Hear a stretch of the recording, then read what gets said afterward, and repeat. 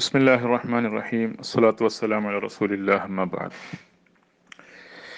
عامر صاحب، آپ نے شروع میں ہمارے مناظرہ کی شروعات کے حوالے سے کچھ باتیں کی ہیں، اس کے تو جواب کی ضرورت نہیں ہے، مجھے اختلاف نہیں ہے، صرف ایک بات پر ہے، وہ اضافہ کر لوں کہ میرا مطلب یہ تھا کہ اس امت میں کسی آنے والے کی گنجائش اگر ہے یا نہیں، یہ بات قرآن و حدیث کے اور جماعت احمدیہ کے سے پہلے کے اسلامی مصادر کے حوالے سے گفتگو ہو، نہ کہ حضرت مرزا صاحب کی بیان کردہ تفسیر کے مطابق۔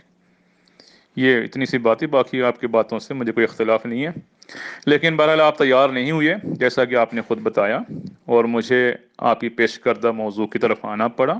خیر، وہ تو ہوگی بات، مجھے اس پہ کوئی اعتراض نہیں ہے، بات صرف اتنی سی ہے کہ آپ پیش کریں اپنی باتیں، لیکن ایک ایک کر کے پیش کریں، یہی تو گزارش ہے میری۔ دیکھیں، سچے انبیاء کو ان کے مخالفین جن معنوں میں ساحر اور کذاب وغیرہ کہا کرتے تھے، بالکل انہی معنوں میں حضرت مرزا صاحب کو آپ لوگ جھوٹے کہتے ہیں، کوئی ادنا بھی فرق اس میں نہیں ہے۔ شروع میں نے دلیل پیش کی تھی مولوی محمد حسین بٹالوی کے الفاظ میں، اسی طرح اور بھی ہم اثر لوگوں کی شہادات موجود ہیں، مگر آپ نے تو فوراً جماعت احمدیہ کی تحریرات میں بیان کردہ بعض ایسی باتوں کو بڑا ہتھیار سمجھ کر انہیں پیش کر کے اپنے آپ کو سابقہ انبیاء کے معترضین کے زمرے میں شامل کر دیا ہے۔ یہ وہ باتیں ہیں جس کی وضاحت کی ضرورت ہے، یا تو اس کے آگے پیچھے پڑھنا پڑتا ہے، یا اس کی معانی جہاں بیان کیے وہ اس کی طرف دیکھنا پڑتا ہے۔ دیکھیں، اس بات کی وضاحت آپ نے خود کی ہے، آپ نے نور الحق کا جو حوالہ یہاں پیش کیا ہے وہ میں آپ کو بتا رہا ہوں، اس میں یہ بات صاف بتائی گئی ہے، وَإِنَّ رَبِّي أَرْوَانِي مِنْكَ أَصْلَ الْعِرْفَانِ وَمَعَ ذَلِكَ مَا أُبَرِّئُ نَفْسِي مِنَ السَّهْوِ وَالنَّسْيَانِ وَإِنَّ اللَّهَ لَا يَتْرُكُنِي عَلَى خَطَأٍ طَرْفَةَ عَيْنٍ وَيَعْصِمُنِي مِنْ كُلِّ مَعِينٍ وَيَحْفَظُنِي مِنْ سُبُلِ الشَّيَاطِينِ۔ اس کا یہ مطلب ہے کہ میرے رب نے مجھے عرفان کا گلاس پلایا ہے، مگر اس کے باوجود میں اپنے آپ کو سہو و نسیان سے بری نہیں قرار دیتا، اور اللہ تعالیٰ مجھے کسی غلطی پر لمحہ بھر کے لیے بھی نہیں چھوڑے گا، اور مجھے ہر قسم کی جھوٹ اور شیطانی راہ سے محفوظ کرے گا۔ اب بتائیں، آپ کون سی ایسی غلطی ہے جو سہو و نسیان سے بالا ہو اور افراد امت کی ایمان کو نقصان پہنچانے والی ہو، اور ایسی غلطی کو پہ رہنے دی گئی ہو؟ ایسی کوئی غلطی ہو تو آپ ثابت کریں۔ تو پہلی بات تو آپ کی ختم ہو گئی ہے، پینشن والی بات، میں نے اس میں مزید دلائل مانگی تھی آپ سے، آپ نے بار اس کے اوپر کوئی بات نہیں کہی، اگر آپ کا جواب نہیں تو پھر یہ ہم سامعین کے اوپر چھوڑ دیتے ہیں۔ اب میں آپ کی جو موٹی بات جو ہے، جو آپ کے نزدیک تفسیر ابن کثیر کی بات ہے، اس کی طرف آتا ہوں، اب غور سے سنیے میرے جواب۔ حضرت مرزا غلام محمد صاحب قادیانی علیہ السلام نے یہ تحریر فرمائی ہے کہ حدیبیہ کے قصے میں تفسیر ابن کثیر میں لکھا ہے کہ کئی سچے آدمی مرتد ہو گئے، صحابہ کا لفظ وہاں نہیں ہے اور آپ اپنی طرف سے بتایا ہے، کئی سچے آدمی مرتد ہو گئے۔ اب ان کو صحابہ کے زمرے میں شامل کر سکتے ہیں کہ نہیں کر سکتے، وہ تو صحابہ کی تعریف میں، وہ بہرحال دوسری بات ہے، ہمیں اس میں جانے کی ضرورت نہیں۔ اب بات یہ ہے کہ یہ امر واقعہ تھا، اس کا ذکر تفسیر ابن کثیر میں موجود ہے، سورہ الاسراء میں یا بنی اسرائیل میں، واقعہ اسراء کے تحت اس کا ذکر ہے۔ اب اس امر واقعہ کے وقوع کے زمانے کے تعلق سے اسلامی مصادر میں اختلاف ہے۔ اب دیکھیں، جو شخص خدا کی طرف سے آیا ہے، انہوں نے گویا حکم عدل بن کر خدا سے علم پا کر ایک فیصلہ کرنا تھا، تو ہم ان کے فیصلے کو مانتے ہیں۔ اب دیکھیں، اسلامی مصادر میں اس قسم کے اختلافات بے شمار ہے۔ مثال کے طور پر حضرت صلی اللہ علیہ وسلم کی ولادت کے تعلق سے، کیا آپ کے والد صاحب کی موجودگی میں پیدا ہوئی ہے، یا آپ کے پیدا ہونے سے پہلے ہی والد صاحب فوت ہو گئے، یہ ایک ذکر ہے۔ بچوں کی تعداد کے بارے میں اختلاف ہے اسلامی مصادر میں، اس طرح اور بھی بہت سی باتیں ہیں، آپ جانتے ہیں۔ تو اس طرح حضرت صلی اللہ علیہ وسلم کی اس رؤیا کے بارے میں بھی واقعہ اسراء سے تعلق ہے یا کسی اور بات سے تعلق ہے، اس بات کا اختلاف ہے۔ یہ اسلامی مصادر میں اختلاف یہ ہے کہ بعض کہتے ہیں یہ واقعہ اسراء کے تعلق سے رؤیا، یہ خواب حضرت صلی اللہ علیہ وسلم کو اللہ تعالیٰ نے دکھائی، اور دوسری روایتوں میں کہ حدیبیہ سے تعلق سے جو خواب ہے اس کا ذکر یہاں پر، اس رؤیا کا ذکر ہے۔ اب پھر یہ اعتراض آپ کے لیے جب آپ کا عقیدہ ہے کہ واقعہ اسراج ایک معمولی رویا نہیں تھا، وہ تو امر واقعہ تھا، تو آپ کے لیے اعتراض کی گنجائش نہیں رہتی۔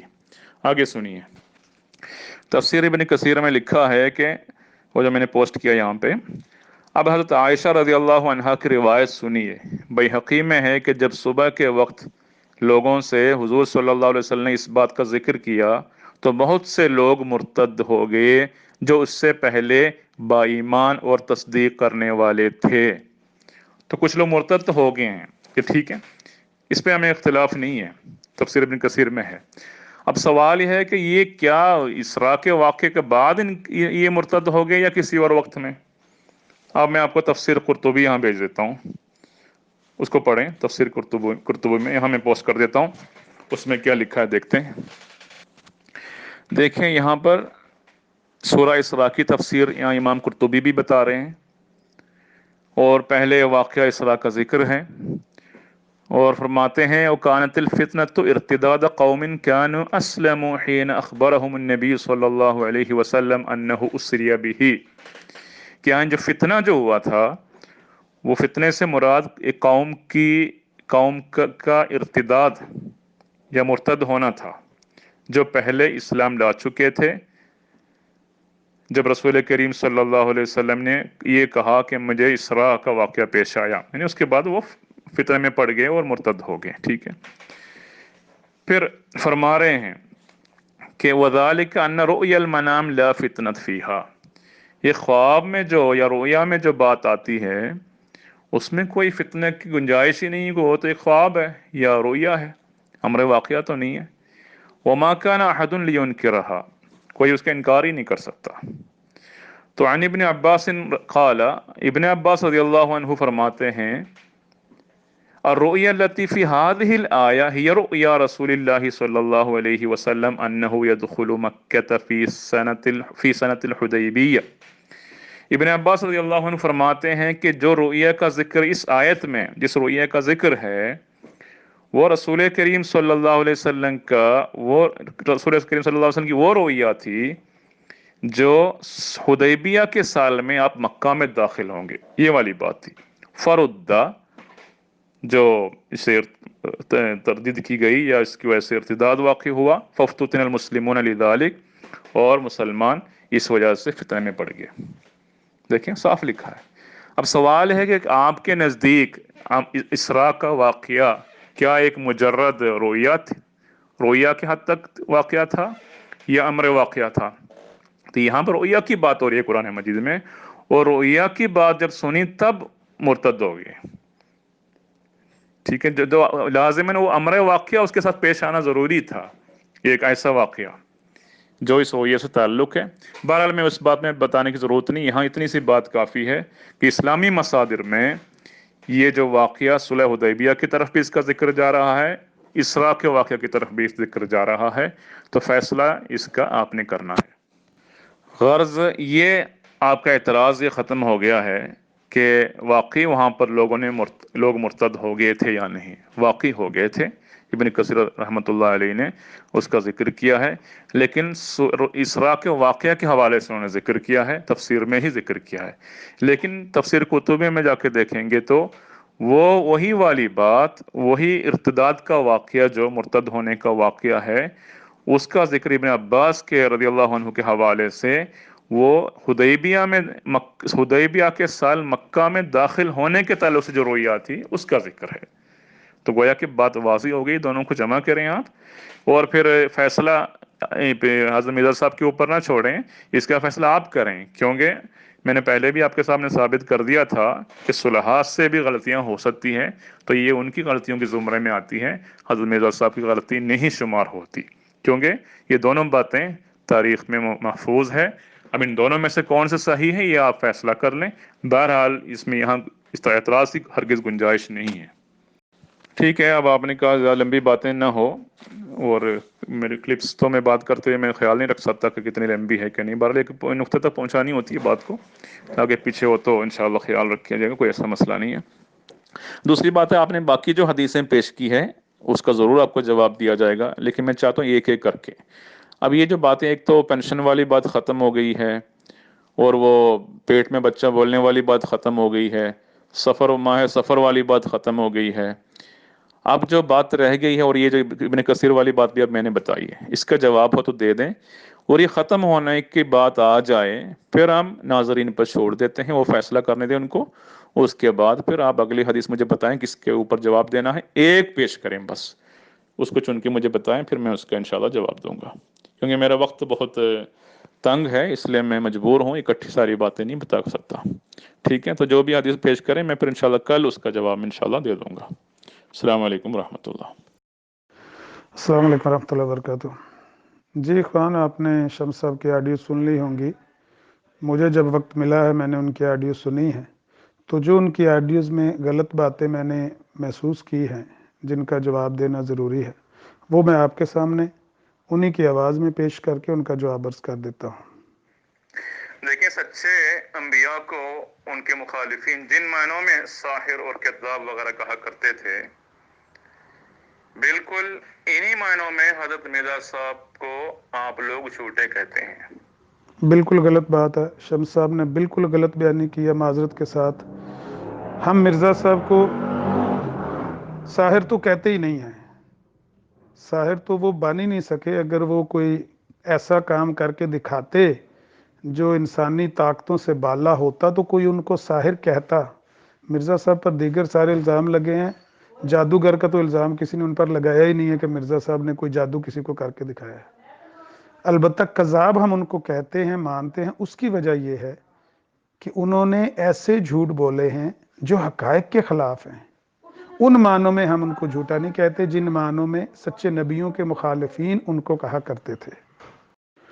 کم از کم آدھی درجن سے زیادہ مثالیں میں نے آپ کے سامنے رکھی ہیں کہ لوگوں نے ان کو ان کے منہ پر جھٹلایا۔ ڈاکٹر جگن ناتھ کی مثال پیش کی، مولانا بٹالوی کی پیش کی، لالا شرم پت کی ابو الوفا مولانا ثناء اللہ امرتسری رحمہ اللہ کی مولانا غلام دستگیر قصوری کے حوالے سے، مولانا اسماعیل علی گڑھی کے حوالے سے، کتنی باتیں میں نے آپ کے سامنے پیش کی کہ مرزا صاحب نے غلط بیانیاں کی اور لوگوں نے ان کے منہ پہ کھڑے ہو کے کہا کہ مرزا صاحب آپ غلط کہہ رہے ہیں۔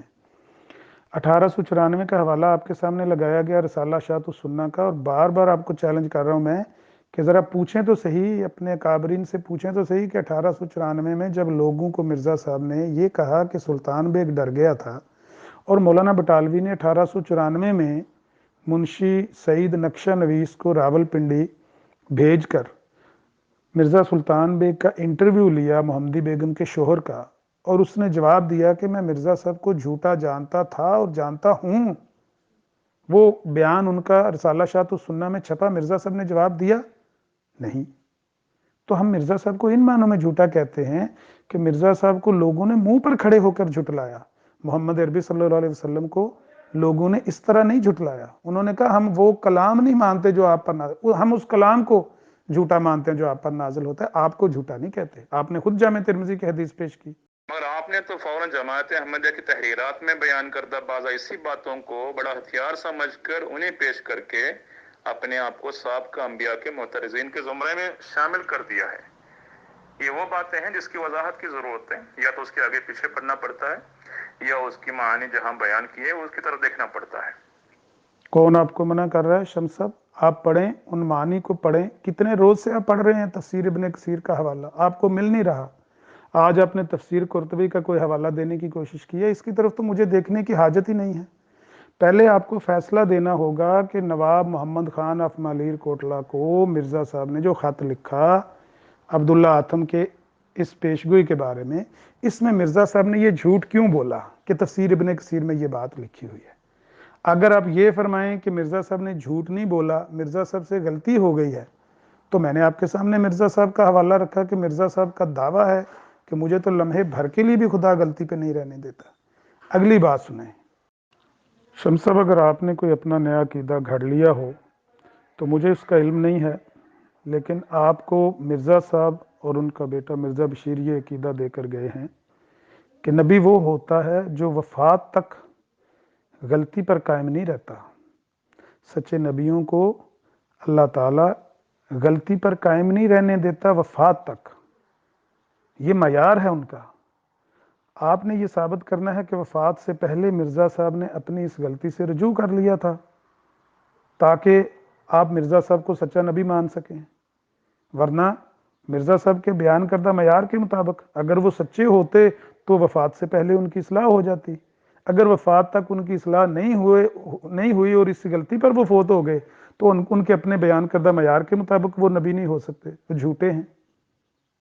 اور اللہ تعالیٰ مجھے کسی غلطی پر لمحہ بھر کے لیے بھی نہیں چھوڑے گا اور مجھے ہر قسم کی جھوٹ اور شیطانی راہ سے محفوظ کرے گا۔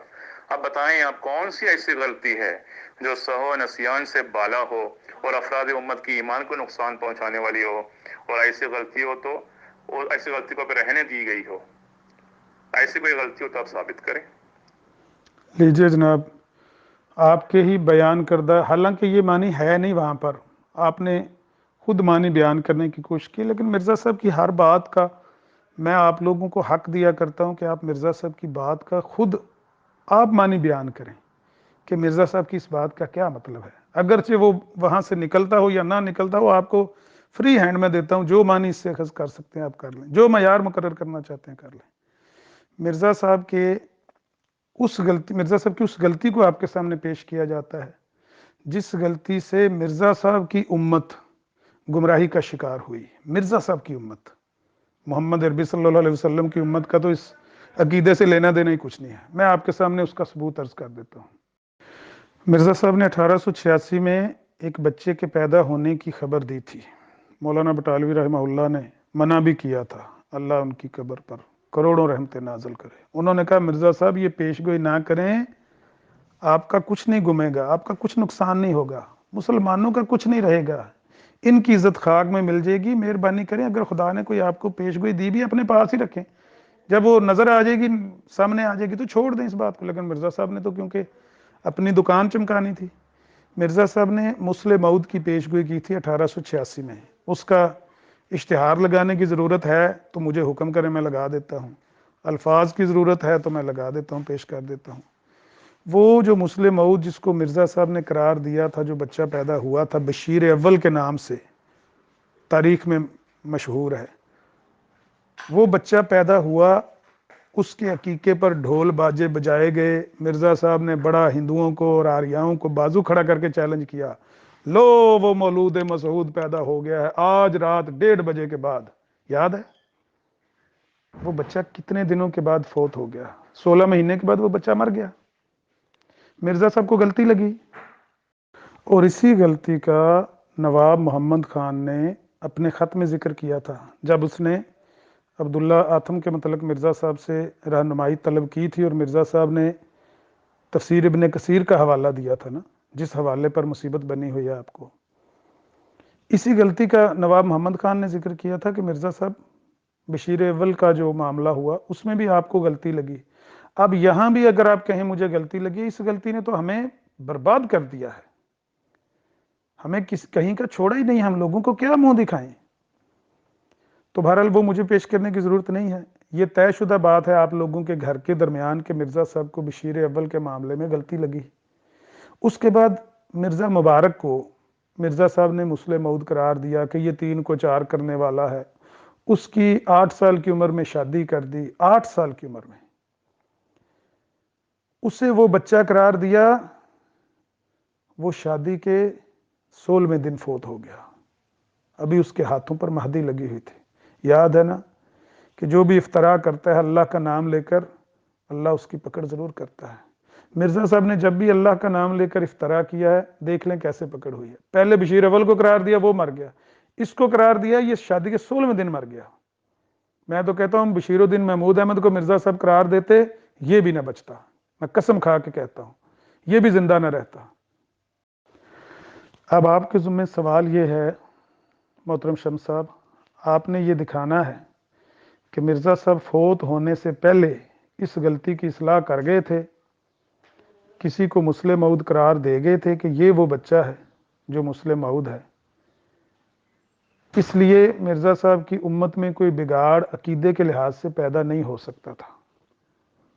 آپ کے سامنے ہے عبدالغفار جنبا اسی مسلم موعود ہونے کا مدعی ہے، بشیر الدین محمود احمد جو مرزا صاحب کا بیٹا تھا اس نے کہا میں ہوں وہ مسلم مود، عبدالغفار جمبا نے کہا میں ہوں، اور بھی ایک دو مسلم مود ہونے کے مدعیان پیدا ہوئے۔ مرزا صاحب کی امت میں کتنا بڑا بگاڑ پیدا ہوا مرزا صاحب کی اس غلطی کی وجہ سے۔ ساری زندگی مرزا صاحب اس مسلم مود کو تلاش کرتے رہے، کبھی بشیر اول میں، کبھی مرزا وہ مبارک میں، لیکن وہ بچہ مرزا صاحب کو ملا نہیں ہے۔ اب بتائیں مرزا صاحب اسی غلطی پر فوت ہوئے یا نہیں ہوئے، آپ نے بتانا ہے۔ اگر اس غلطی پر فوت ہوئے ہیں تو بتائیں آپ ان کو کس شکل میں مرزا صاحب کو نبی مانے بیٹھے ہیں؟ وہ تو ان کا تو معیار ہے کہ نبی جو ہوتے ہیں وہ غلطی پر قائم نہیں رہتے وفات تک، خدا ان کی اصلاح کر دیتا ہے۔ جی شمس صاحب، میں نے یہ سکینز لگا دیے ہیں جو بشیر اول کے حوالے سے ہیں، اسی طرح سے مرزا مبارک کے حوالے سے بھی مرزا صاحب نے اس کو کیسے مسلم مود قرار دیا، وہاں مرزا صاحب کو کیسے ٹھوکر لگی، اس کے حوالے بھی آپ کہیں گے تو پیش کر دیے جائیں گے۔ لیکن بہرحال یہ آپ لوگوں کے گھر میں بات مسلم ہے کہ مرزا صاحب کو دونوں معاملوں میں غلطی لگی ہے، بشیر اول کے معاملے میں بھی اور مرزا مبارک کے معاملے میں بھی، تو اس کو آپ نے جواب دینا ہے، اس بات کا تو آپ نے جواب دینا ہے۔ میں آخری بات آپ کی پیش کرنا چاہتا ہوں جو آپ نے اپنی آخری آڈیو میں بیان کی ہے۔ دوسری بات ہے آپ نے باقی جو حدیثیں پیش کی ہے اس کا ضرور آپ کو جواب دیا جائے گا، لیکن میں چاہتا ہوں ایک ایک کر کے۔ اب یہ جو باتیں، ایک تو پینشن والی بات ختم ہو گئی ہے، اور وہ پیٹ میں بچہ بولنے والی بات ختم ہو گئی ہے، سفر و ماہ سفر والی بات ختم ہو گئی ہے۔ اب جو بات رہ گئی، اچھا سفر والی اور پیٹ میں بات کرنے والی باتیں، وہ تو میں نے عرض کیا تھا کہ مرزا صاحب نے غلطیاں کی ہیں، مرزا صاحب نے ان غلطیوں کی اصلاح نہیں کی۔ آپ نے ان سے یہ کہہ کر جان چھڑا لی کہ یہ کوئی عقیدے پر ضرب نہیں پڑتی، تو اگر عقیدے پر ضرب نہیں پڑتی تو یہ تو آپ کے عقیدے کو برباد کر گئی ہے نا یہ غلطی، تو جس کا بھی میں نے اوپر حوالہ دیا ہے کہ مسلم مود ابھی تک تلاش کیا جا رہا ہے مرزا صاحب کی امت میں، اس لیے میں نے اگلی بات پیش کر دی ہے آپ کے سامنے۔ لیکن جو آپ نے پینشن کے حوالے سے بات کی ہے، ختم ہو گئی، کیسے ختم ہو گئی؟ مرزا صاحب نے اس کے ساتھ مرزا مامدین کے ساتھ وہ 700 روپیہ کہاں کہاں خرچ کیا، یہ مرزا صاحب کے دعوی نبوت سے پہلے کا واقعہ ہے، ان کی زندگی دعوی نبوت سے پہلے کی ہے، بلکہ مامور من اللہ ہونے سے بھی پہلے کی ہے، مامور ہونے کے دعوے سے بھی پہلے کی زندگی ہے۔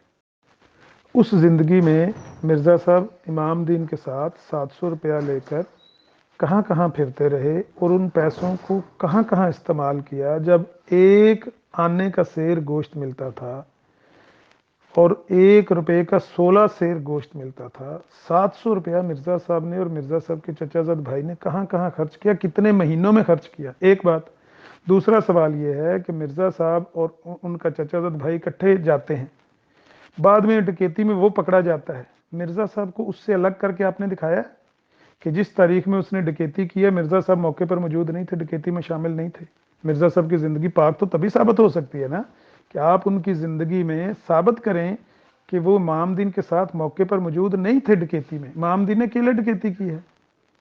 تیسرا سوال یہ ہے کہ مرزا صاحب جب سیالکوٹ میں گئے اس ڈکیتی کے واقعے کے بعد، پیسے پینشن کے ختم ہو جانے کے بعد، سیالکوٹ مرزا صاحب رہے ہیں 4 سال، 1864 سے لے کر 1868 تک 4 سال مرزا صاحب سیالکوٹ میں رہے ہیں۔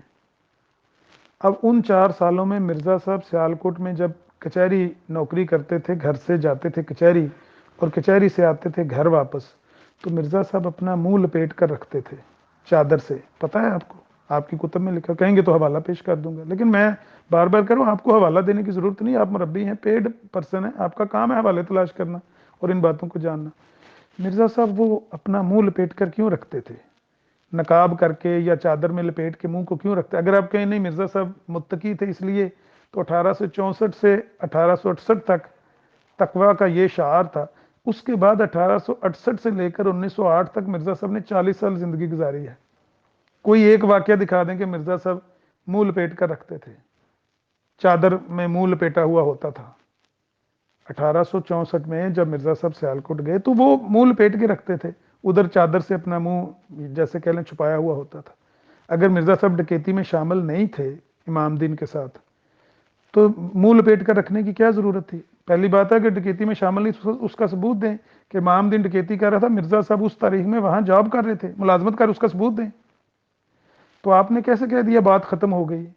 یہ جو آپ نے دائرہ کھینچا تھا مدم سا، ہم نے اس دائرے کی بھی دھجیاں اڑا دی ہیں. آپ چیک کر کے بتائیں، اس کا ثبوت دیں کہ مرزا صاحب کی زندگی دعوے سے پہلے پاک ہے. بسم اللہ الرحمن الرحیم، الصلاۃ والسلام علی رسول اللہ، اما بعد. سب سے پہلے ایڈمن سے یا ایڈمن صاحبان سے میری گزارش ہے کہ مناظرے کو منظم بنانا آپ کا فرض ہے. یہاں میں نے مکرم عامر نذیر صاحب کو اعتراضات کرنے سے ہرگز منع نہیں کیا. 1883 سے قبل یا 1891 سے قبل، جیسی ان کی مرضی ہے وہ اعتراضات پیش کر سکتے ہیں، اور نہ ہی میں نے یہ کہا کہ ان کے اعتراضات کو جواب نہیں دوں گا. تو پھر کیوں جلدی کرتے ہیں؟ میرا کہنا صرف اتنا ہے کہ ایک ایک کر کے بات کریں اور کلیئر کرتے چلے جائیں. ایک مسئلہ پیش ہو، اس کا جواب ہو، جواب الجواب ہو، علمی تنقید ہو، اور آخر میں جب ایک طرف سے خاموشی ہو یا لاجواب ہو تو مسئلہ ناظرین کے سامنے ہو، وہ اپنے تقوی اور استعداد کے مطابق اصل حقیقت کو سمجھیں، پہچانیں. اور اگر مسئلہ دونوں مناظرین یا فریقین کی طرف سے ختم نہیں ہو رہا، وہ ہر کوئی بات پر اڑا رہتا ہے، تو ایڈمنز ایک وقت پر، ایک معین وقت پر اس موضوع کو ختم کر کے اگلے موضوع کے پیش کرنے کے لیے ہدایت کریں. تو اس طرح ایک ایک کر کے بات ہوتی ہے، یہ ہوتا ہے مناظرہ. ورنہ ایک ہی نشست میں درجنوں باتیں پیش کرنا سائل کے لیے تو آسان ہے، جواب دینے والے کو اور اصلاح پسند سامعین کے لیے اس میں رکاوٹ بنتی ہے. اس لیے فی الحال نئی باتیں نہ پیش کریں، ان کی طرف سے پیش کردہ باتوں کا جواب دیا جائے، اور جواب دیتے ہوئے بھی اس پر بے شک وہ تنقید کریں، جواب الجواب دیں. تو یہ درخواست میں نے ان کے سامنے رکھی تھی، لیکن ابھی تک مجھے کوئی تجاوب نہیں ملا، لہٰذا ایڈمن کو مخاطب کر رہا ہوں اس وقت. اب میں تھوڑی سی ابتدائی باتوں کی اصلیت پر مختصراً کچھ باتیں سامنے رکھتا ہوں سامعین کے. پینشن والی بات عامر صاحب نے پیش کی تھی، دعویٰ ان کا تھا، دلیل ان پر ہے. رسول کریم صلی اللہ علیہ وسلم کا ارشاد ہے، البینۃ علی المدعی. میرا مربی ہونا یا نہ ہونا عامر صاحب کو دلیل پیش کرنے سے بری نہیں قرار دیتا. یہاں پر الٹا چور کوتوال کو ڈانٹے، وہ مجھ سے دلیلیں مانگ رہے ہیں. تو میں نے پچھلے اس بارے میں نے سوالات اٹھائے تھے، انہوں نے جواب نہیں دیا کہ آپ نے کہاں پڑھا ہے کہ مرزا صاحب نے والد صاحب کے پینشن لے کر گھر سے بھاگے تھے. یہ آپ کی طرف سے اپنا جملہ تھا، تو غلطی ہوئی تو درست کریں. اور اس وقت جو پینشن حاصل کیا گیا، یہ کہ حاصل کی گئی، وہ واقعی 700 روپے تھے، دلیل پیش کریں.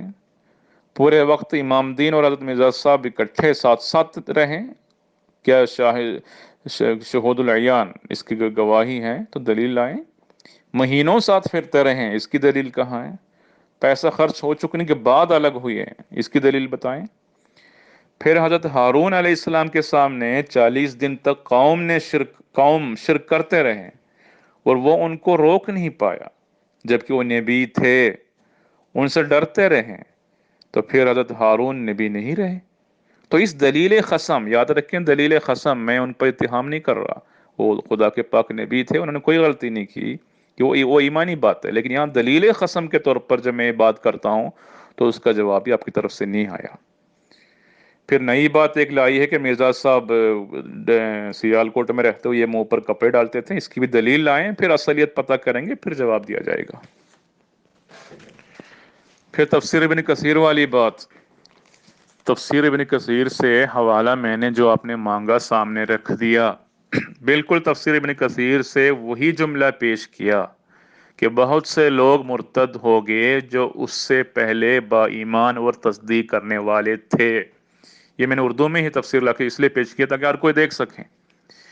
ہاں، جملے میں صرف ایک لفظ کی کمی ہے جو حضرت مرزا صاحب کے بیان میں ہے، کہ حدیبیہ کے قصے پر. تو دیگر تفاسیر کے حوالے سے ایک نہیں کئی تفاسیر میں اور بھی پیش کر سکتا ہوں کہ حضرت ابن عباس رضی اللہ عنہ جو ایک صحابی تھے، ان کا وہ قول درج ہے، پیش کیا، جس میں بتایا گیا کہ جس رویا کی بات یہاں پر سن کر لوگ مرتد ہو گئے تھے، وہ رویا حدیبیہ کے سال مکہ میں داخل ہونے والی رویا تھی، لوگوں کے لیے بطور فتنہ تھی. تو اگر دلیل اور اقتباس غلط ہے جو میں نے پیش کیا تو نشاندہی کریں، اس پر بات کرنے آئیں، ثابت کریں۔ تو ثابت یہ ہوا کہ حضرت مرزا صاحب سے پہلے امت میں یہ عقیدہ قائم تھا، انہوں نے کوئی نئی بات یا غلط بات نہیں بتائی۔ تو آپ کی نا وہ پیش کردہ دلیل ختم ہو چکی ہے۔ اب رویا کے بارے میں آگے بتاتا ہوں۔ اب رویا کے بارے میں امت میں پہلے سے اختلاف چل رہا ہے، تو اس میں کون سی بات درست ہے اور کون سی بات غلط ہے، یہ ثابت کرنا ہمارا اس وقت موضوع بحث نہیں ہے۔ پھر بھی آیت کا ابتدائی حصہ ان ربک احاط بالناس، اس کا ذکر ہونا اور بعض جلیل القدر صحابہ کو ابتلا پیش آنا اس بات کی مزید دلیل ہے کہ رویا والی بات حدیبیہ سے متعلق زیادہ انسب اور اوضح معلوم ہوتا ہے۔ پھر نور الحق کے حوالے سے جو آپ نے پیش کی تھی، پھر میں نے آپ کے سامنے اس کو پڑھ کر سنایا، تو اس میں میں متفق ہوں آپ سے کہ اللہ تعالیٰ حضرت بانی جماعت احمدیہ کو کسی ایسی غلطی پر قائم نہیں رہنے دے گا جو سہو نسیان سے بالا ہو۔ تو انشاءاللہ آپ کی ایک ایک بات پر جائزہ لیں گے۔ اب جیسا کہ یہ دو باتیں میں نے پیش کی، آپ کی بات غلط نکلی، تو آگے ایک ایک بات کو انشاءاللہ لے کے اس بات کو ثابت کروں گا انشاءاللہ۔ لیکن آپ سے میری درخواست صرف اتنا تعاون کریں کہ آپ ایک ایک کر کے بات پیش کریں۔ اب مجھے ان امور کو جواب دینے دیں، کچھ باتوں کا جواب میں آج دے دوں گا، پھر اس پر آپ کی طرف سے زیادہ تفصیلی تنقید نہیں ہوئی تو پھر اگلے دن اگلی بات کو لوں گا، نہیں تو آپ کی طرف سے تنقید اور جواب ختم ہونے کا انتظار کروں گا۔ اس طرح بات چلے گی۔ تو پہلے ایک دو چھوٹی باتوں کا ذکر کرتا ہوں میں آج کی اس موقع پر۔ آپ نے چھوٹی چھوٹی باتوں پر مبنی بعض اعتراضات بھی کیے ہیں۔ اس سے پہلے میں یہ بتاؤں کہ عصمت انبیاء کا ذکر ہوا تھا۔ اتہام لگانا تو آسان ہے، لیکن اس موضوع پر علمی گفتگو کرنے کے لیے آپ کی رضامندی کا تاحال انتظار ہے۔ اس کا مطلب یہ ہے کہ آپ تیار نہیں ہیں، پھر نہ اتہام کیا کریں، اس طرح کے اتہامات سے دور رہا کریں۔ ایک چھوٹا سا اعتراض آپ نے یہ کیا ہے کہ حضرت مولوی نور الدین صاحب کا یہ قول کوٹ کیا ہے کہ آپ نے ایک گفتگو کے بعد اپنی ایمانی حالت کا تذکرہ کرتے ہوئے فرمایا، یعنی وہ بات آپ جو لکھا وہاں پہ کوٹ کیا وہ یہ ہے کہ میرا تو ایمان ہے کہ اگر حضرت مسیح موعود صاحب شریعت نبی ہونے کا دعویٰ کریں اور قرآنی شریعت کو منسوخ قرار دیں تو پھر بھی مجھے انکار نہ ہو۔ تو پہلی بات تو یہ ہے کہ یہاں لفظ اگر کا لفظ بولا گیا، اگر آگے سنیں، یہاں پر لفظ اگر کا بولا گیا ہے۔ قرآن مجید میں صاف لکھا ہے، اللہ تعالیٰ نے فرمایا لو کان فیہما آلہۃ الا اللہ لفسدتا، سورۃ الانبیاء کی آیت ہے۔ اور زمین و آسمان میں اللہ تعالیٰ کے سوا کوئی اور الہ ہوتا تو پورا نظام درہم برہم ہو جاتا، ختم ہو جاتا۔ تو کیا کوئی مومن اس بات سے یہ نتیجہ اخذ کرے گا کہ کہیں شاید اور ایک خدا بھی ہو؟ اگر وہ آ گیا تو ایسے ہوگا، اس کو اعتراض بناتا کوئی؟ دوسری بات، یہاں پر مولانا نور الدین صاحب رضی اللہ عنہ کی صاحب جو ان کی کامل عقیدت جس کو صدیقیت کہتے ہیں اس کا اظہار ہو رہا ہے۔ جیسا حضرت ابو بکر صدیق رضی اللہ عنہ رسول کریم صلی اللہ علیہ وسلم پر بنا کسی دلیل کے صرف آپ کے صدق و صفا کو دے کر ایمان لایا اور تمام مومنین میں سب سے اول نمبر پر رہے۔ تو اس بات کی تعبیر یہاں پر حضرت مولانا نور الدین صاحب کے الفاظ میں یہی ہو رہی ہے کہ ان کے حضرت مسیح موعود کے دعوی پر مجھے کیا لینا دینا ہے، میں تو ان کو ایک صادق شخصیت سمجھ کر اس صادق شخصیت پر میں فدا ہوں۔ یہ ہے ان کا قول، یہ اس بات کی تعبیر کی جا رہی ہے یہاں پہ۔ تو عقلی طور پر بھی اور حقیقت امر کے لحاظ سے بھی آپ کا اعتراض یہاں پر ختم ہو جاتا ہے۔ آگے آپ کے کئی اعتراضات ہیں جو آپ نے آلریڈی پیش کیے ہیں، سلطان بیگ صاحب والی باتیں، مسلم موعود والی باتیں، اس سے پہلے آپ نے احادیث کے حوالے سے کوئی بات پیش کی۔ تو اس وقت میں ان میں سے صرف ایک بات کو لیتا ہوں کہ اتنا ہی میرے پاس وقت ہے، وہ یہ ہے کہ آپ نے روحانی خزائن کے جلد نمبر 11 کے صفحہ 322 اشترا 40 روحانی خزائن 17ویں جلد 404 نمبر صفحہ، یہ پیش کر کے وہ جو دو اقتباسات آپ نے یہاں پیش کیے میں پڑھ کے سنا لیتا ہوں پہلے، تاکہ کیونکہ کافی دن ہو گئے اس لیے کہیں سامعین کو بات بھول نہ گئے ہوں، اس لیے ان کو سننے کا موقع ملے۔ آپ فرماتے ہیں مگر ضرور تھا کہ وہ مجھے کافر کہتے اور میرا نام دجال رکھتے، کیونکہ احادیث صحیحہ میں پہلے سے ہی فرمایا گیا تھا کہ اس مہدی کو کافر ٹھہرایا جائے گا، اور اس وقت کے شریر مولوی اس کو کافر کہیں گے اور ایسا جوش دکھلائیں گے کہ اگر ممکن ہوتا تو اس کو قتل کر ڈالتے ہیں۔ یہ اس 11ویں جلد کی بات ہے، اور اس کے بعد 17ویں جلد میں جو بات ہے تقریباً انہی معنوں میں وہ یہ الفاظ ہے، لیکن ضرور تھا کہ قرآن شریف اور احادیث کی وہ پیش گوئیاں پوری ہوتیں جن میں لکھا تھا کہ مسیح موعود جب ظاہر ہوگا تو اسلامی علماء کے ہاتھ سے دکھ اٹھائے گا، اس کو کافر قرار دیں گے۔ تو سوال یہ ہے کہ قرآن اور احادیث میں کہاں یہ باتیں لکھی گئی ہیں؟ کیوں یہاں پہ قرآن و حدیث کا حوالہ دیا حالانکہ قرآن و حدیث میں ایسی بات نہیں ہے؟ یہ ہے معترض صاحب کا سوال، میں جواب دیتا ہوں۔ سب سے پہلی بات یہ ہے کہ دیکھیں یہاں کسی کتاب کا حوالہ یا نام وغیرہ نہیں دیا کہ فلاں کتاب، فلاں صفحہ، فلاں باب، تو ایسی باتوں کو حرفاً نہیں لیتے بلکہ معنوی طور پر یا صفتاً و نعتاً لیا جاتا ہے۔ ایک اصول ہے، اس کی مثال قرآن مجید میں ہے۔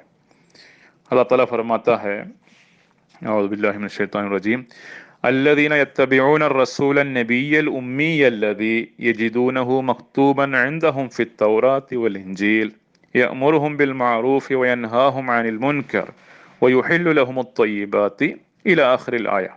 یہ اعراف کی آیت ہے، میں نے پوری آیت نہیں پڑھی، لمبی آیت ہے۔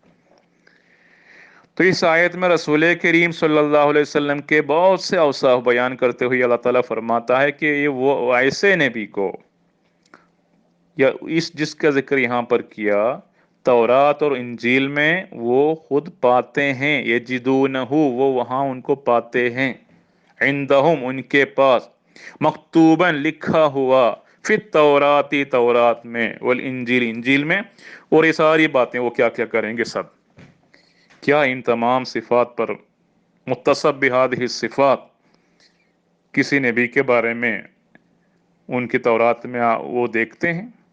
کیا حرفن یہ باتیں وہاں لکھی ہوئی ہیں؟ بتائیں آپ، اگر حرفن یہ باتوں پائے گے تو سب سارے کے سارے کب سے مسلمان نہ ہوئے ہوتے؟ تو بات یہ ہے کہ اصل بات یہ ہے کہ آپ کے علماء بھی اس بات کا اعتراف کرتے ہیں کہ یہاں پر یجدون صفتہ و نعتہ و نبوءتہ، اس نبی کے اوصاف، خوبیاں اور ان متعلقہ پیشگوئیوں کا ذکر ہے، یہ نہیں ہے کہ ساری باتیں حرفن وہاں پر لکھی گئی ہوں۔ تو بالکل اسی آیت کی طرح یہاں پر بھی یہی بات حضرت مرزا صاحب لکھ رہے ہیں، قرآن حدیث میں اس بارے میں لکھا ہے، صاف لکھا ہے کہ مطلب یہی ہے۔ بالکل اس آیت پہ پڑھیں آپ، جس نظریہ سے آپ اس آیت کو دیکھیں گے سمجھیں گے اسی طرح اس کو بھی دیکھیں، اس میں مزید جواب دینے کی ضرورت نہیں ہے۔ پھر بھی میں سامعین کو مد نظر رکھے کچھ تفصیلات بتا رہا ہوں۔ بات یہ ہے جب بھی کوئی مأمور من اللہ خدا تعالیٰ کی طرف سے آتا ہے، اب قرآن مجید میں سورۃ الاعراف پڑھ کے دیکھیں، قال الملأ من قومه قال الملأ الذين كفروا قال الملأ الذين استكبروا قال الملأ من قوم فرعون، اس طرح تقریباً ہر نبی کے اس وقت میں جو انکار کرنے والا ایک طبقہ ہوتا ہے بڑے لوگوں کا، ان کو ملعون کہا ہے، وہ سراسر انکار کرتے ہیں، تکبر کرتے رہیں، وہ مخالفت میں سب سے اول نمبر پہ ہی نکلے ہیں۔ تو جب امام مہدی نے جب آنا ہے تو اس وقت بھی تو کوئی ایک ملعو ہونا چاہیے جو سراسر انکار، تکبر اور فتنہ وغیرہ کرتے ہیں۔ تو وہ یہ جو کرسی ہے الملعو کی کرسی جو ہے، امام مہدی کے ظہور کے وقت علماء کو دی گئی ہے، وقت کے علماء کو۔ یہ حقیقت ہے، اس کا ذکر حدیث میں ہے۔ یعنی امام مہدی جب آئیں گے تو یہ جو ملعو والے لوگ ہیں جو تکبر کریں گے، سراسر مخالفت کریں گے اور ہر قسم کی وہ ختم کرنے کی کوشش کریں گے، وہ لوگ اس درجے کو حاصل کرنے والے وقت کے مسلمان علماء ہوں گے۔ اب اس کی دلیل میں آگے بتاتا ہوں۔ یہاں میں نے پوسٹ کیا مرقات المفاتیح، شرح مشکات شریف کی جو شرح ہے اس کے صفحہ 316 اور 317 ما حاشیہ. یہ حدیث، اس میں حدیث میں کیا ہے؟ وعن علی قال، علی رضی اللہ عنہ کی طرف سے روایت ہے، قال رسول اللہ صلی اللہ علیہ وسلم یوشک ان یأتی علی الناس زمان لا یبقى من الاسلام الا اسمہ، کہ ایک وقت ایسا آئے گا لوگوں پر، ایک زمانہ ایسا آئے گا کہ اسلام کا صرف نام رہ جائے گا. ولا يبقى من القرآن الا رسمہ، قرآن کا رسم صرف ظاہری رسم رہ جائے گا. مساجدہم عامرۃ، مسجدیں تو بڑے بھری بھری نظر آئیں گی. وہی خراب من الہدا، وہ ہدایت سے خالی ہوں گی. علماؤہم شر من تحت ادیم السماء، اور اس وقت کے ان کے علماء جو ہوں گے وہ آسمان کے نیچے بدترین مخلوق ہوں گے. من عندہم تخرج الفتنہ، فتنہ انہی کی طرف سے نکلے گا. وفیہم تعود، وہ انہی کی طرف سے لوٹے گا. یعنی فتنے کو پورا وہ اپنے کنٹرول میں رکھا ہوگا. ایسے علماء ہوں گے جس وقت قرآن کا نام، قرآن کے جو رسم اور اسلام کا صرف نام رہ جائے گا. ایسا وقت آنے والا ہے. یہ ایک پیش گوئی ہے، اور اس کے نیچے تفسیر دی ہوئی ہے ساری، کیا کیسے کیا کیا ہے. اس میں یہ بھی لکھا ہے کہ ان فساد العالم فساد العالم، عالم کا فساد ہونا عالم کا فساد، دنیا کے فساد ہونا ہے. اور اس کے آگے ایک اور حدیث ہے، اس کے ساتھ ہی ایک اور حدیث بھی ہے، وہ بھی سننے کے قابل ہے. اس میں اب پورے پڑھ کے میں سنانے کا ٹائم نہیں ہے، عربی اور ترجمہ مختصر بتاتا ہوں. اس میں رسول کریم صلی اللہ علیہ وسلم نے آئندہ کی کوئی ایسی خبر بتائی جس میں علم اٹھ جانے کا ذکر ہے. تو علم جب اٹھ جانے کا ذکر ہے تو زیاد بن لبید رضی اللہ عنہ نے سوال کیا کہ میں نے عرض کیا یا رسول اللہ علم کیسے اٹھ جائے گا؟ ہم تو قرآن مجید پڑھتے ہیں، پڑھاتے ہیں، نسل بعد نسل، قیامت تک پڑھتے پڑھاتے رہتے ہیں، تو پھر کیوں علم اٹھ جائے گا؟ تو حضور صلی اللہ علیہ وسلم نے فرمایا ثقلت کا امک زیاد ان کنت اراک من افقہ رجال المدینہ، تم پر افسوس اے زیاد، میں تو آپ کو مدینہ کے فقیہ لوگوں میں شمار کرتا تھا. کیا یہود اور نصارہ تورات اور انجیل نہیں پڑھتے، پڑھا نہیں کرتے؟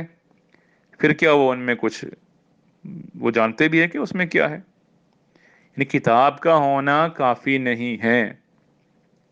تو یہاں پر علم اٹھ جانے کا زمانہ آئے گا اور قرآن صرف نام کا رہ جائے گا یا اسلام نام کا رہ جائے گا. ایسا وقت آئے گا اور علم اٹھ جائے گا. تو اس وقت کی نشاندہی رسول کریم صلی اللہ علیہ وسلم نے فرمایا. اور اب جب آپ سورہ جمعہ کی آیت پڑھیں گے اس بات کی مزید وضاحت وہاں ملے گی آپ کو. سورہ جمعہ میں اللہ تعالیٰ نے پیشگوئی فرمائی وآخرین منہم لما یلحقوا بہم کہہ کر. اس آیت کی مکمل ترکیب یہ ہے وبعث رسولا فی آخرین. اس میں آپ کو کوئی شک ہو تو پھر بات کرنے آ جائیں، تفصیل سے ہم بات کریں گے سورہ جمعہ کی اس آیت پر، بالکل مفصل گفتگو کریں گے. میں تیار ہوں. دیکھیں اسی لیے میں نے آپ کو شروع میں کہا تھا کہ یہ سب باتیں کلیئر کر کے ادھر آ جائیں، ورنہ جب بھی آپ کوئی بات کہیں گے تو بات وہیں پر لوٹ جائے گی. تو شروع میں قرآن و حدیث کی طرف میں نے اسی لیے بلایا تھا. بہرحال آپ کی مرضی ہے، اگر آپ کو شک ہو تو آ جائیں. میں تو یہاں پر اس کا ذکر کرنا مجھے ضروری ہے کیونکہ سوال آپ نے کیا، جواب میں نے دینا ہے. اس لیے اگر کوئی بات نہیں پتا تو پھر ہم بات کریں گے. خیر، سورہ جمعہ کی اس آیت میں رسول کریم صلی اللہ علیہ وسلم کی ایک بعثت ثانیہ کا ذکر ہو رہا ہے. یعنی کتاب کا ہونا کافی نہیں، اس کو پڑھ کر سنانے والا بھی چاہیے. یتلو علیہم آیاتہ ویزکیہم ویعلمہم الکتاب والی بات کو پھر آخرین میں بھی ہونا ہے. تو آپ نے یہاں پر رسول کریم صلی اللہ علیہ وسلم ذل میں ایک استاد کے طور پر، ذل میں آنے والا وہ استاد ایک علیحدہ نبی نہیں، وہ رسول کریم صلی اللہ علیہ وسلم ذل میں ہی آنا ہے، اس لیے واو عطف پر اکتفا کیا. پھر اس کی تشریح میں رسول کریم صلی اللہ علیہ وسلم نے فرمایا لو کان الایمان عند ثریا لنالہ رجال او رجل من ہؤلاء. بنی فارس میں سے ایک شخص یا بعض اشخاص کے آنے کی پیشگوئی کی ہے جو سوریا تک جب ایمان پہنچ جائے اس کو جا کر پکڑنے کے لیے، اس کو وہاں سے لانے کے لیے، دوبارہ اثر نو قائم کرنے کے لیے. پھر آپ دیکھیں تفسیر بخاری کی شرح فتح الباری میں امام عسقلانی نے اس کے آگے پھر یہ بھی ایک روایت لے کر آئے ہیں کہ لو کان العلم عند ثریا، علم ثریا تک پہنچ جائے تو ایمان اور علم تو یہی ہے اسلام اور قرآن جو دوسری حدیث میں بیان کیا. تو وہ جب ختم ہونے لگے گا تو اس کو لانے وقت کے لیے ایک شخص کو اللہ تعالیٰ مبعوث فرمائے گا. تو ہم کہتے ہیں وہی امام مہدی ہے، وہی مسیح موعود ہے. تو ان کے آنے پر ان کی جو دشمنی ہوگی وہ انہی علماء سے ہونی ہے جو بدترین مخلوق ہوں گے. اب دیکھیں رسول کریم صلی اللہ علیہ وسلم کی ان حدیث اور یہ بیان کا تفاصیل کو سامنے رکھنے کی وجہ سے تو حضرت محی الدین بن عربی رحمۃ اللہ علیہ نے فتوحات مکیہ میں فرمایا اذا خرج هذا الامام المہدی فلیس له عدو مبین الا الفقهاء خاصۃ.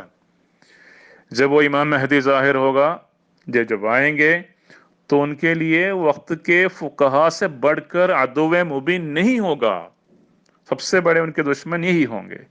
تو فتوحات مکیہ میں ابن عربی نے لفظ بولا تو کہاں سے ملا ان کو؟ یہ تو خدا ولی اللہ میں سے تھے. تو یہ رسول کریم صلی اللہ علیہ وسلم کی احادیث، قرآن مجید کی آیات کے فہم کے تحت انہوں نے یہ بات محسوس کی اور پیش گوئی کی.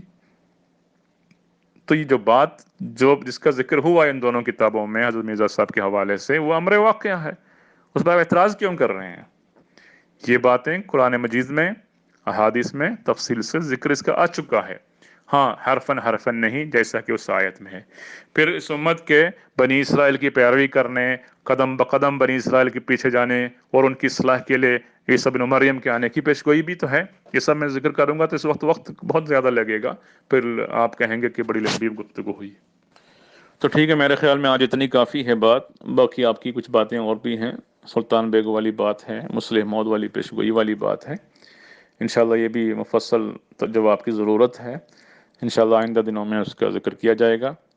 اب آپ اس بارے میں جو میں نے ذکر کیا اس پر آپ کوئی بات ہو، اس کے جواب الجواب یا تنقید ہو تو وہ پیش کریں، اور اگر نیا سوال ابھی نہ لائیں جب تک میں آپ کے سوال آپ کے جو کیے گئے سوالات ہیں اس کا جواب نہ دوں، تاکہ ہم بالکل کلیئر کرتے چلے جائیں گے، کوئی بات چھوڑیں گے نہیں.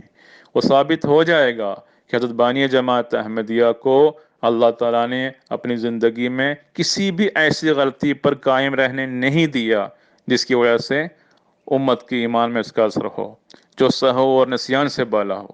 یہی بات درست ہے، وہ یہی ثابت ہونا ہے. السلام علیکم ورحمۃ اللہ. السلام علیکم ورحمۃ اللہ وبرکاتہ. تمام مسلمان بھائیوں کو سلام. امید کرتا ہوں سب بخیریت ہوں گے. اللہ ہم سب کو ہدایت کے راستے پہ چلنے کی توفیق عطا فرمائے. آمین ثم آمین. امیر بھائی نے کچھ کمنٹس کیے ہیں، وہ پرسنل لیول پہ ہیں. میں چاہتا ہوں کہ وہ کمنٹس مناظرے میں شامل نہ ہوں، اور اگر امیر الدین صاحب میری آواز سن رہے ہوں گے تو اسے ڈیلیٹ کر دیں تو مہربانی ہوگی، کیونکہ یہ مناظرہ صرف دو اشخاص کے بین ہو رہا ہے. جو سوالات یا جوابات ان کے چل رہے ہیں، احمد عزیز صاحب کے اور شمس الدین صاحب کے، اس میں انٹرفیرنس کسی کی بھی نہیں ہے. ایون ٹو میں بھی انٹرفیئر نہیں ہونا چاہتا. آج بھی آڈیو کر رہا ہوں تو کسی وجہ سے، صرف اس وجہ سے کہ یہ جو بیچ میں کمنٹس ہیں وہ نہ ہوں. اور دلائل کی ایک نہج پہ مناظرہ چل رہا ہے. ہم صرف سننے والے ہیں. فیصلہ اپنے ذہن کے ساتھ اپنے ہی پاس محفوظ رکھیں. کمنٹس کی کوئی کسی کو بھی اجازت نہیں ہے. اور مناظرین سے پھر ایک دفعہ ریکویسٹ ہے کہ وہ اصل موضوع کی طرف رہیں. ذیلی شاخیں کھولنے سے اصل بات جو ہے وہ چھپ جاتی ہے. تو صرف توجہ جو ہے، جو دعویٰ ہے اور جواب دعویٰ، اس پہ ہی مرکوز کی جائے اور اسی کے مطابق دلائل دیے جائیں.